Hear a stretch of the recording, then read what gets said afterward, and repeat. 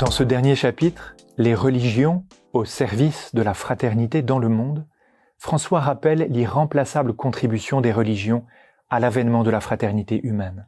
L'humanité n'est pas sans ressources dans sa quête d'unité. Les religions sont l'aide que Dieu nous donne. Il les appelle à œuvrer ensemble dans le dialogue pour la paix. Elles ont comme fondement commun l'ouverture de toute personne à Dieu, à la quête de ce qui seul est vrai et sûr. Chercher Dieu d'un cœur sincère nous aide à nous reconnaître des compagnons de route, vraiment frères.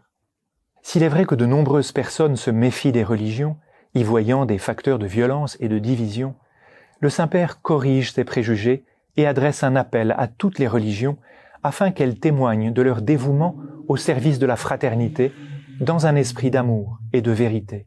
C'est une première pour un texte du Magistère de faire à ce point mention du rôle d'un musulman dans la réflexion du pape. Vouloir être considéré comme un frère par les autres, différent de soi, semble le plus haut témoignage de l'amour de Dieu révélé en Jésus-Christ. La joie de Dieu est dans la communion des hommes.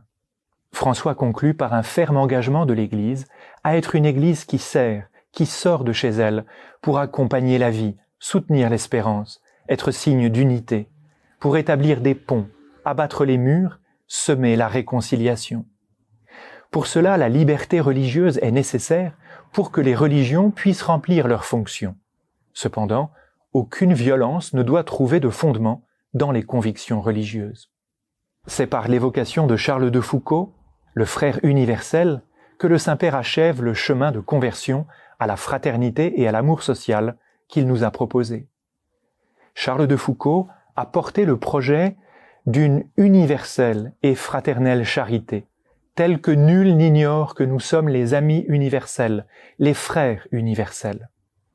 Il est le témoin que Dieu nous donne dans ces temps difficiles. Comme lui, c'est en nous identifiant avec les derniers que nous parviendrons à devenir frères et sœurs de tous. Bonne lecture.